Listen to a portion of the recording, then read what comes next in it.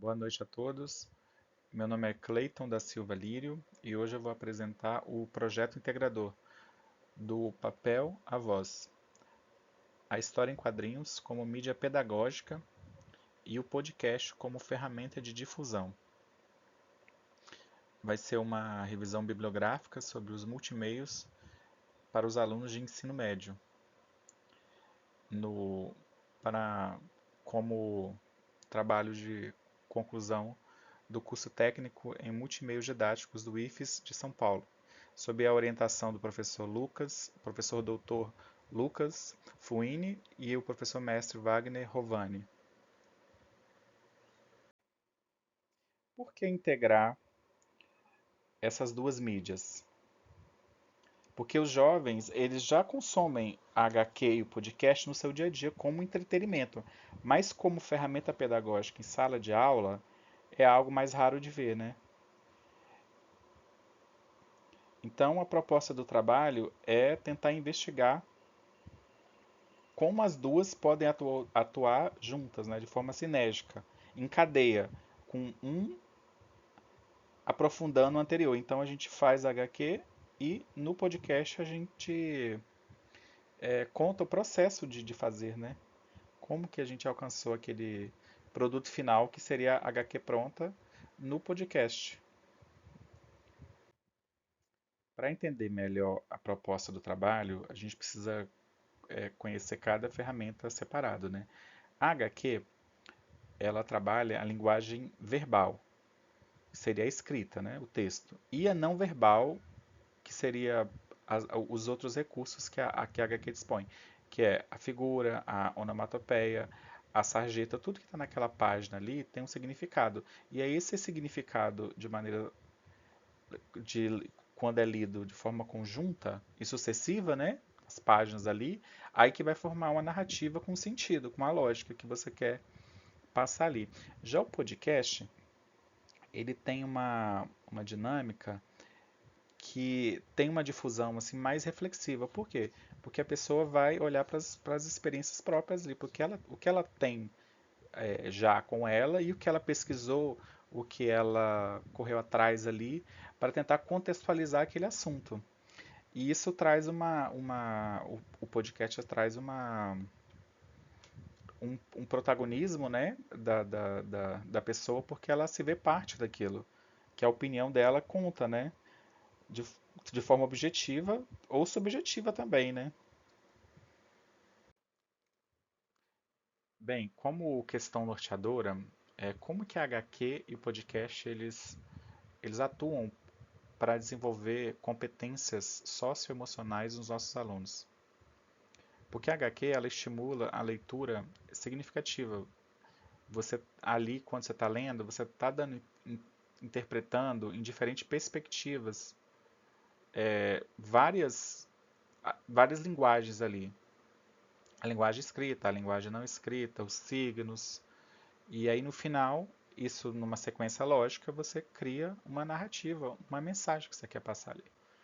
Tem uma lógica, não é aleatório aquilo ali. Tudo que está naquela página tem um significado que resulta em uma mensagem no final. E o podcast ele tem uma escuta ativa, porque a pessoa reflete, ela tem um diálogo, você fala, você ouve, você pesquisa antes, você se prepara. Então é uma conversa ali que ela, embora ela tenha um contato próximo ali, porque é uma linguagem comum ali, tem uma comunicação fluida, né?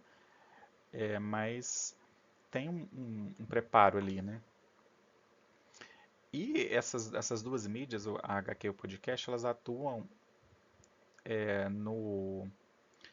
no desenvolvimento do modelo Casel, que elas desenvolvem a empatia, o trabalho em equipe, o propósito, o protagonismo dos alunos, a comunicação, né, a expressão, a tomada de decisão e o autoconhecimento, né, que é a reflexão.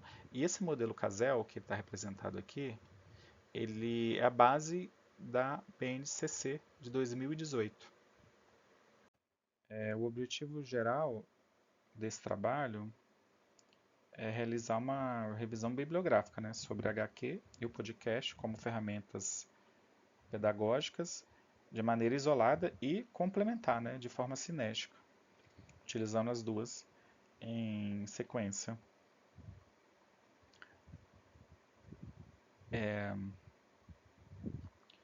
Para isso, a gente definiu 5 objetivos específicos, que seria a HQ como sistema semiótico, né, de leitura não verbal e não verbal, ali para a gente tentar um significado.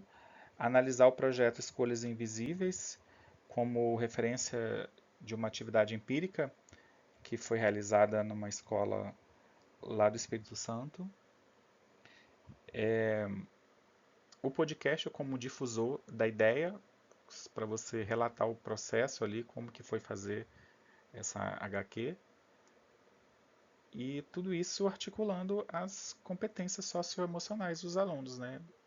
Através da BNCC e do modelo CASEL.